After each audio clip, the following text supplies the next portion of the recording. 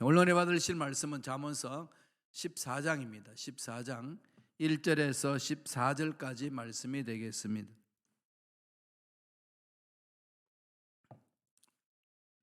다 같이 잠언서 14장 1절로 14절까지 말씀 한 목소리로 봉독하겠습니다. 지혜로운 여인은 자기 집을 세우되 미련한 여인은 자기 손으로 그것을 하느니라. 정직하게 행하는 자는 야훼를 경외하여도 패역하게 행하는 자는 야훼를 경멸하느니라. 미련한 자는 교만하여 입으로 매를 자청하고 지혜로운 자의 입술은 자기를 보존하느니라. 소가 없으면 구유는 깨끗하려니와 소의 힘으로 얻는 것이 많으니라. 신실한 정의는 거짓말을 아니하여도 거짓 정의는 거짓말을 내뱉느니라. 거만한 자는 지혜를 구하여도 얻지 못하거니와 명철한 자는 지식 얻기가 쉬우니라. 너는 미련한 자의 앞을 떠나라. 그 입술에 지식 있음을 보지 못함이니라. 슬기로운 자의 지혜는 자기의 길을 아는 것이라도 미련한 자의 어리석음은 속이는 것이니라. 미련한 자는 죄를 심상히 여겨도 정직한 자 중에는 은혜가 있느니라. 마음의 고통은 자기가 알고 마음의 즐거움은 타인이 참여하지 못하느니라. 악한 자의 집은 망하겠고 정직한 자의 장막은 흥하리라. 어떤 길은 사람이 보기에 바르나 필경은 사망의 길이니라. 웃을 때에도 마음에 슬픔이 있고 즐거움의 끝에도 근심이 있느니라. 마음이 굽은 자는 자기 행위로 부흥이 가득하겠고 선한 사람도 자기의 행위로 그러하리라. 아멘. 이 말씀으로 나는 어떤 사람인가 라는 제목으로 은혜 말씀을 나누겠습니다. 성경은 늘 내가 누군지를 알게 하는 거죠. 늘 그것에 대한 질문을 합니다. 하나님이 누군지를 보게 하고 다음에 우리 인간에게 너는 누군가 알게 하시는 말씀이 구구절절에 기록되어 있습니다. 무슨 얘기일까요? 하나님 우주 만물을 창조하셨고 저와 여러분들은 하나님의 창조품이라는 거죠. 창조자, 하나님이 창조하신 것에 대해서 가장 아름답게 창조된, 멋지게 창조된, 신묘막측하다 그렇게 표현을 하잖아요. 그러니까 하나님이 멋지게 창조하셨으니까 나를 창조하신 그분께 집중해야 된다는 거죠. 그 하나님의 말씀에 귀를 기울이라. 그러면 네가 누군지를 안다. 그렇게 성경은 우리에게 가르칩니다. 저와 여러분들은 내가 누군지를 알아야 되잖아요. 가장 그게 중요한 거죠. 내가 누군지 알아야 내가 왜 이 세상에 사는지, 이 세상에 살면서 무엇을 해야 되는지, 무슨 일을 하기 위해 여기 왔는지 이걸 정확하게 알게 되고 그 일에 집중하는 거죠. 그러면은 내 인생이 끝났을 때에 나를 창조하신 그분 앞에 가서 물으실 때에 우리가 말할 수 있는 거죠. 내가 너에게 생명을 주고 미션을 줬는데 그 미션을 이루고 왔느냐라고 묻는다면은 하나부터 시작해서 10까지 쭉 나열을 해야 되지 않겠어요? 보여야 되는 거죠. 그런데 미션이 뭐죠? 그때 하나님 앞에 가서 저의 미션이 뭐였나요? 이렇게 물으면 어떻게 될까요? 심각해지지 않겠어요? 그죠? 예. 지금 세상의 교육은 이 세상에 우리가 태어나서 하나님 형상을 입은 자로서 하나님이 주신 미션이 있다는 걸 가르치지 않아요.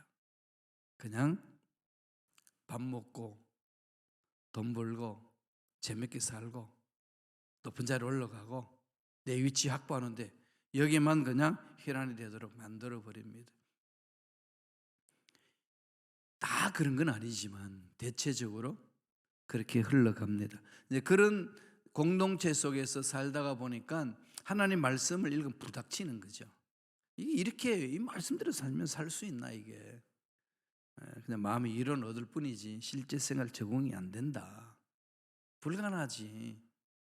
이러면서 자꾸 하나님의 능력을 잊어버리고 하나님이 기뻐하시는 삶을 살지 못하고 공허하긴 하지만은 뭐 인생 다 그런 건데 뭐 나만 그런가? 이렇게 그냥 다 뭉뚱그립니다.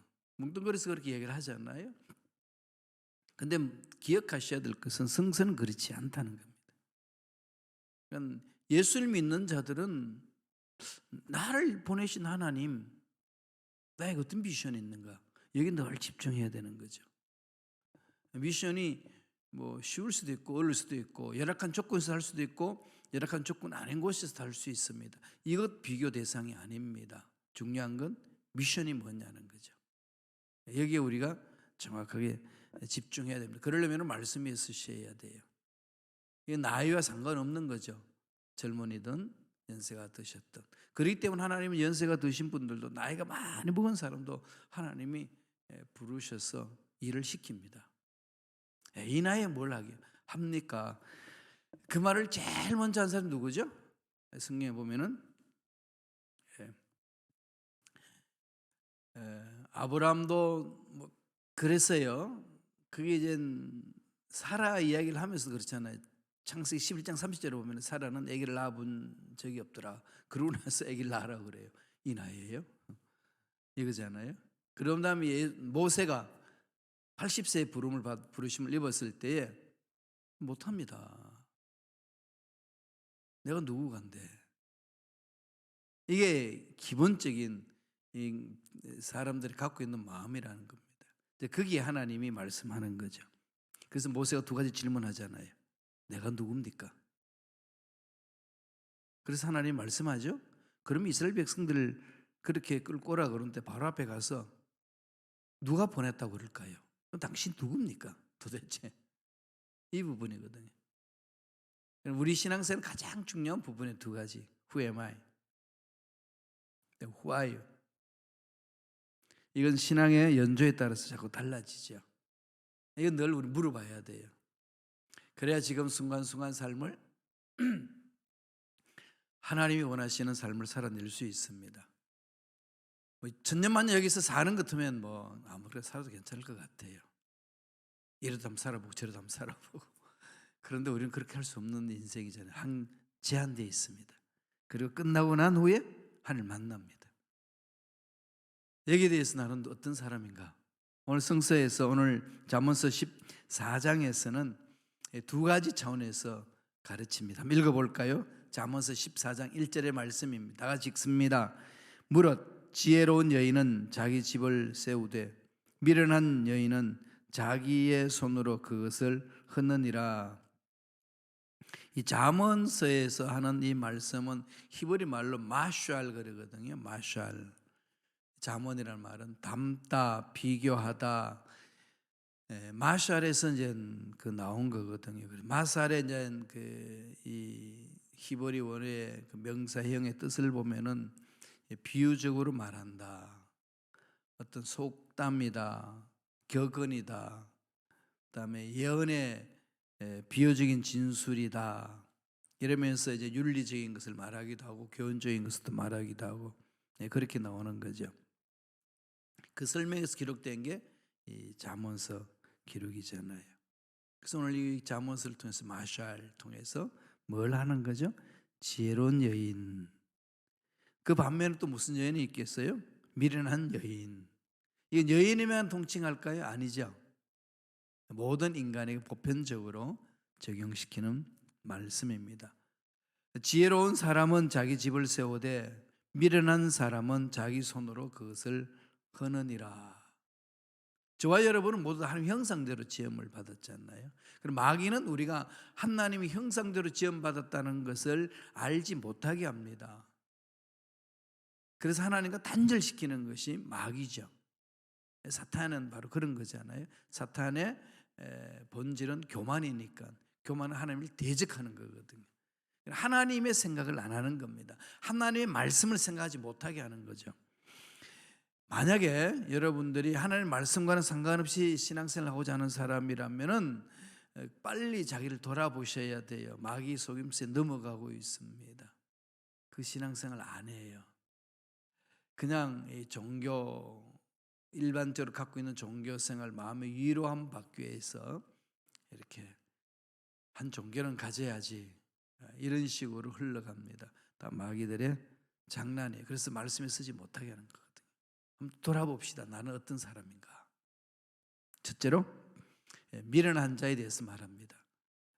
나는 미련한 자인가 아닌가. 이건 어느 누구든지 자기가 미련한 자로 살고 싶은 사람 누가 있겠어요? 다 지혜로운 자 삶을 살고 싶은 자 아니겠어요? 그럼에도 불구하고 성경은 뭐라고 말하는지 봐야 되겠죠. 성경에서 정의하는 미련한 자가 어떤 것인지 보실까요? 한번 더 읽겠습니다. 14장 1절 다 같이 읽습니다. 지혜로운 여인은 자기 집을 세우되 미련한 자는 자기의 손으로 그것을 허느니라. 그죠? 미련한 여인은 그것을 헐어버린다는 거죠. 미련한 자는 자기 손으로 그것을 흔다. 하나님을 거부하는 거죠. 나의 존재 가치를 모르는 겁니다. 세상에는 어떤 가오를 세운다는 거 있잖아요. 어떤 자기 위신, 체면 이런 게 있는데 일명 이제 가오라 그러죠, 그죠? 가오가 있지. 내가 누군지를 모르면 가오 못 챙깁니다. 내가 누군지 알면은 가오가 있지. 그까진데 내가 흔들리고 주저앉아? 그렇지 않다는 거죠. 2절 보세요. 하반절입니다. 배역하게 행하는 자는 야훼를 경멸하느니라. 미련한 자는 자기 손으로 그것을 허문다는 것은 하나님을 경멸한다는 거죠. 하나님이 주신 미션을 잃어버린다는 겁니다. 하나님이 주신 미션은 그냥 다 팽개쳐버리는 거죠. 내 인생 내 건데 뭐 내가 살겠다는데 누가 말려. 자기 건데. 그게 자기 인생이라고 말하는 그 인생 누가 주셨냐는 거죠. 이걸 성경에서는 가르칩니다. 패역하게 행하는 자 말은 어떻게 패역한 자로 이야기하나요? 자기 생각대로 행하는 자. 성경은 늘 그럽니다. 하나님의 말씀을 무시하고 자기 생각대로 행하는 자. 나중에는 망령된 자다 이렇게까지도 표현해요. 망령대자.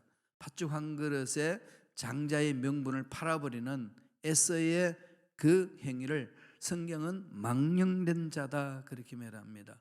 하나님이 주신 비전을 다 잃어버리는 거예요. 하나님 주신 사명을 잊어버리는 거죠. 하나님 멸시하는 겁니다. 하나님 말씀 안 듣는 거죠. 지금 먹고 살기 바쁜데 무슨 신앙생활이고 하나님 앞에 가서 헌신한단 말인가. 이게 그냥 꽉 찹니다. 그러나 성서는 자신을 돌아보라는 거지. 너 누구냐? 야곱아, 넌 누구냐? 그러지 않아요. 저와 여러분들은 늘 집중하셔야 돼요. 미련한 자는 뭐 한다고요?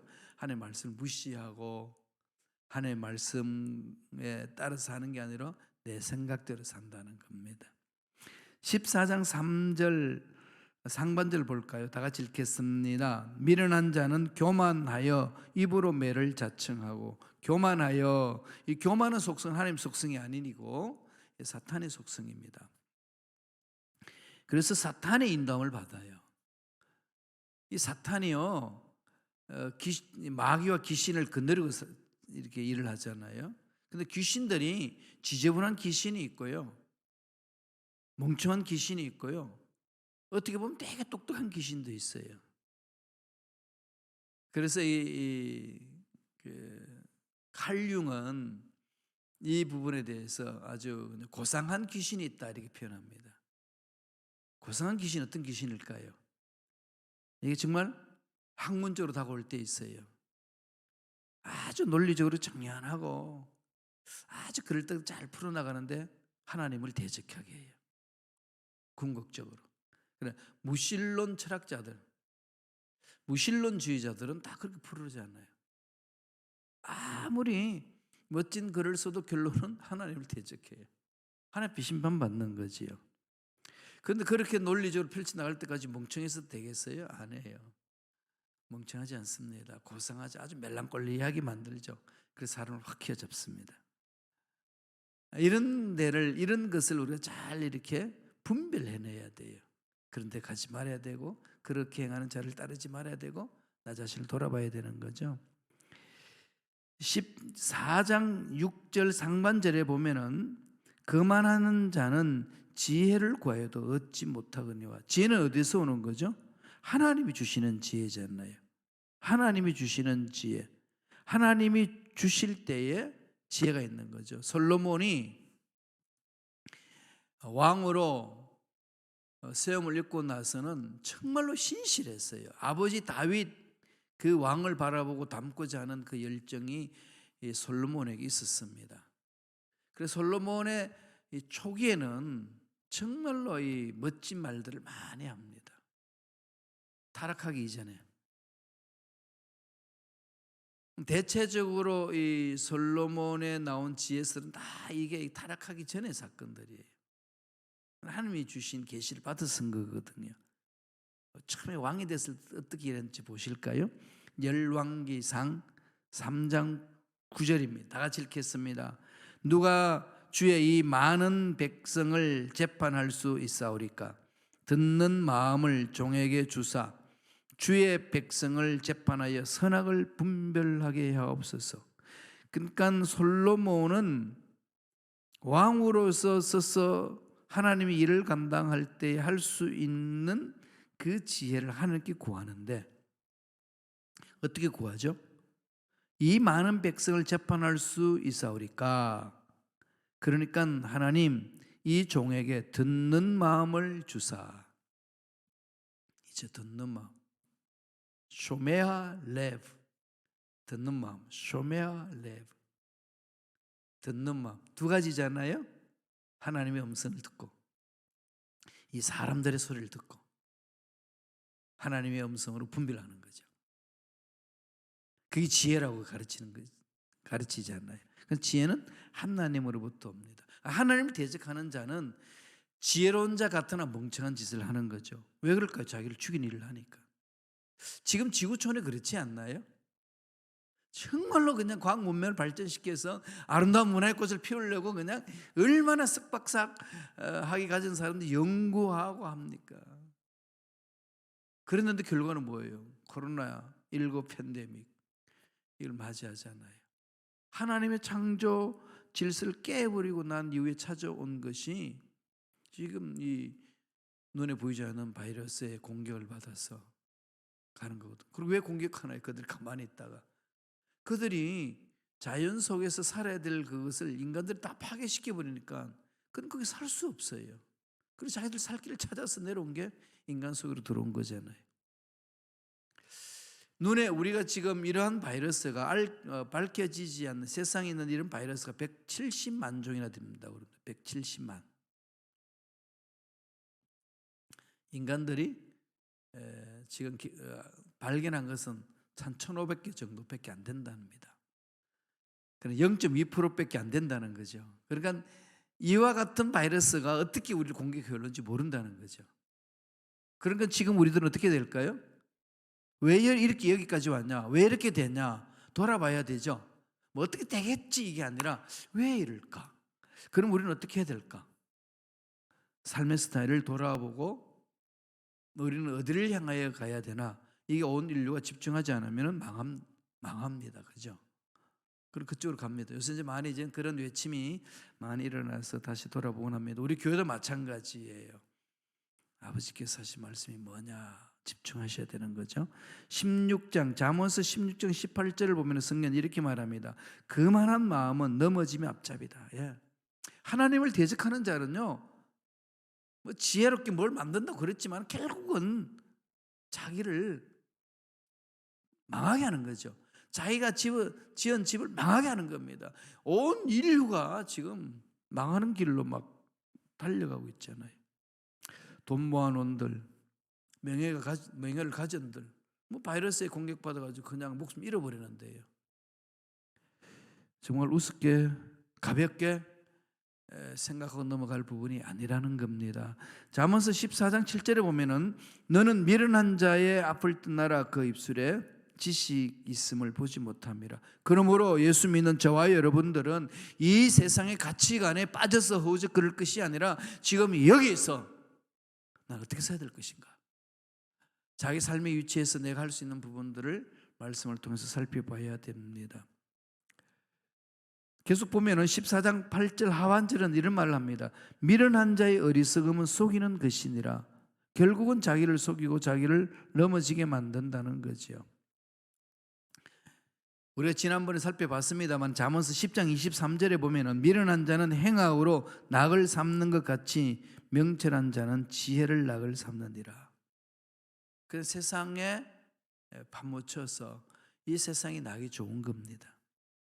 자기 죽는 줄 모르고 이러한 부분에서 돌아서라고 성서는 가르치고 있습니다. 물론 여기에 대해서 안 할 수도 있어요. 그건 자기 선택이에요. 그 선택에 책임을 지는 거잖아요. 인간이라는 것은 무궁무진한 가능성을 가지고 있습니다. A를 택하든 B를 택하든 자유를 줬어요. 그러나 그 선택의 결과는 네가 책임지라. 그 책임지는 인간, 책임지는 현대인, 책임질 수 있는 그리스도인, 이게 하나님이 말씀하시는 거잖아요. 그런 삶을 사는 거지요. 그 미련한 자는 책임 없이 삽니다. 그래서 문제가 생기는 거죠. 두 번째로 지혜로운 자는 어떤 자로 성서는 가르치나요? 14장 1절 상반절을 보세요. 다 같이 읽겠습니다. 무릇 지혜로운 여인은 그 집을 세우고, 어떻게 한다는 것은 집을 세운다는 거죠. 공동체를 세웁니다. 이 지구촌을 세워나가는 거죠. 우리가 살 집이잖아요. 지구촌 파괴시키지 않아요. 다스리는 거죠. 이건 창세기 1장 28절에서 하나님 말씀하신 겁니다. 생육하고 번성하고 충만하여 땅을 다스리라. 파괴하라 그러지 않았어요. 다스리라고 그랬지. 더불어 살아갈 수 있는 길을 만들어야 돼요. 인간관계에서도 더불어 살아갈 수 있도록 해야 되고, 이 생태계와도 더불어 살아갈 수 있도록 해야 됩니다. 제가 미국에 와서 보니까 미국은 쓰레기 분리를 하기는 하는데 엉망이에요. 정말 엉망입니다. 땅이 워낙 넓으니까. 그러니까 이 자연 환경에 대해서, 생태계에 대해서 관심들이 없어요. 그러니까 이전에 대통령은 우리 그거 돈 안 낸다, 안 한다. 그러면 탈퇴하고 딴짓하죠. 이건 하나님 뜻을 저버리는 거잖아요. 독일은요 철저합니다. 음식 쓰레기물, 플라스틱 따로, 종이 따로, 나무 따로, 이 네 가지가 분리가 딱 돼 있어요. 한국 같은 한국은 더 해요. 그런 쓰레기 봉지도 따로 있어요. 그 봉지 안 버리면 대부분 어떻게 아는지요 다 찾아가지고 주인을 찾아내요. 그리고 다 많은 걸 가지고 나와요. 다 봐요. 신고 정신이 얼마나 투철한지. 2차 대전 끝나고 나서 독일 사람이 신고 정신이 있는 것처럼 한국 사람이 그 정신을 가는 것 같아요. 아무데나 버렸다가는 그걸 그 속에 영수증이 있잖아요. 영수증을 추적해가지고 누군지를 찾아내더라고요. 무서워요. 그러니까 막 철저합니다. 참 잘해요. 미국 와서 보니까 엉망이죠, 그죠? 제일 우리가 한국에 있다가 미국 온 사람들이 제일 충격받는 게 쓰레기 분리수거를 잘하지 못한다는 거. 이 선진국인데 왜 이렇지? 그럽니다. 지혜로운 사람은 하나님을 경외하기 때문에 집을 세우고 정직합니다. 14장 2절 상반절 보실까요? 정직하게 행하는 자는 야훼를 경외하여도, 야훼를 경외하는 것이 지혜로운 자의 삶이잖아요. 지혜는 하나님으로부터 오기 때문에, 그래서 솔로몬은 그걸 알고 먼저 무릎을 꿇습니다. 솔로몬이 넘어진 것은 그 말씀에 써야 되는데 세상이 너무 부하다가 보니까, 돈이 너무 많다가 보니까, 명예가 너무 많이 붙다가 보니까, 자기가 그냥 제왕으로 살 수 있으니까 여인들을 거느리는 거죠. 1000명이나. 무서워요 그냥. 그죠? 남성 동지 여러분, 한 여인 섬기기도 쉽지 않죠. 그런데도 1000명을 섬겨요. 그러니까 엉망이지. 제대로 못 섬기는 거잖아요. 제대로 사랑도 못하는 거 아니겠어요? 궁중에 있으면서 애들이 막 노는데 저게 내 새끼인지 아닌지 알지도 못할 거예요. 솔로몬은 1000명의 여인 속에서 태어난 애기들을 어떻게 다 합니까? 그래서 망했어요. 솔로몬이 타락했잖아요. 타락하기 이전에 주신 말씀 만판에 새게 합니다. 잠언서 31장 30절 보실까요? 다 같이 읽습니다. 고운 것도 거짓되고 아름다운 것도 헛되나 오직 야훼를 경외하는 여자는 칭찬을 받을 것이라. 야훼를 경외하는 여자, 집을 세우고 자녀를 올바르 양육하는 거죠. 사실 유대인들은요, 어떻게 보면 모계 사회예요. 유대인이냐 아니냐 결정은 여인이 유대인이냐 아니냐에 따라서 결정됩니다. 물론 아빠도 유대인이면 한 가지이지만 아빠는 외국인이라도 엄마가 유대인이면 유대인 족보에 들어가요. 자식은. 왜 그럴까요? 그 자녀는 엄마가 젖을 먹으면서 말씀 먹이기 때문에 그 맥락을 이어가는 겁니다. 그래서 강조하는 거죠. 여인의 중요성에 대해서. 이건 여인만 그랬을까요? 남자도 마찬가지입니다. 14장 7절 보세요. 잠언 14장 7절, 너는 미련한 자의 앞을 떠나라. 그의 입술에 지식 있음을 보지 못함이니라. 하나님을 기쁘시게 하는, 하나님을 높이는 지식이 없어요. 세상 그렇잖아요. 무신론주의 철학자들 보세요. 멋진 말들 쏟아내지만은 하나님을 대적하지 않습니까? 분별해야 됩니다. 그럼 책을 읽지 말아야 되나요? 안에 읽어서 해야 돼요. 범을 잡으려면 범거리 들어가야 되지. 그래서 무신론 철학자 책도 보면서 뭐가 잘못인지를 알고 가르쳐야 되잖아요. 잠언서 9장 9절입니다. 지혜 있는 자에게 교훈을 다하라. 그가 더욱 지혜로워질 것이요 의로운 사람을 가르치라. 그의 학식이 더하리라. 하나님이 지혜의 근본이시기 때문에 하나님을 바라보는 자는 지혜로운 삶을 산다는 거죠. 말씀에 순종하는 자를 말합니다. 잠언서 14장 8절 보세요. 슬기로운 자의 지혜는 자기의 길을 아는 것이라도 미련한 자의 어리석음은 속이는 것이라. 그러니까 하나님을 대적하고서 잘 살아보자 하면서 이 지구촌을 개발하지만 결국 사람을 죽이는 일을 합니다. 그게 지혜로운 일인가요? 아니잖아요. 그런데 우리는 그래서 막 박수치면서 따라가려고 그래요. 교회마저도. 그러면 안 됩니다. 정신 차려야 되겠지요. 지혜로운 사람과 미련한 자는 하나님의 말씀에 순종하느냐 아니냐에 따라서 결정된다고 오늘 말씀이 우리에게 강조하고 있습니다. 철저하게 말씀 위에 쓰셔서 하나님 보시기에 지혜로운 자다 칭찬 들으며 멋진 인생을 갖고 가는 저와 여러분 되시길 간절히 축원합니다. 기도하겠습니다. 하나님 감사합니다. 오늘도 우리의 귀한 생명을 연장시켜 주셔서 약속의 말씀을 마음판에 새기게 하시고 말씀 위에 서서 하나님을 영화롭게 하며 하나님을 기쁘게 해드리는 삶이 될 수 있도록 축복하여 주시옵소서. 지혜로운 자로 서서 지혜롭게 삶을 살다가 마지막 날 하나님 만났을 때 잘했다 칭찬 듣는 우리 모두에게 역사하여 주시고 축복하여 주옵소서. 감사하고 은혜에 감사하여 예물 드립니다. 손길들 복에 복으로 더하여 주시고 소원 이루어 주시고 앞날에 좋은 일들만 일어날 수 있도록 축복하여 주시옵소서. 감사하고 예수님 이름으로 축복하며 기도드리옵나이다. 아멘.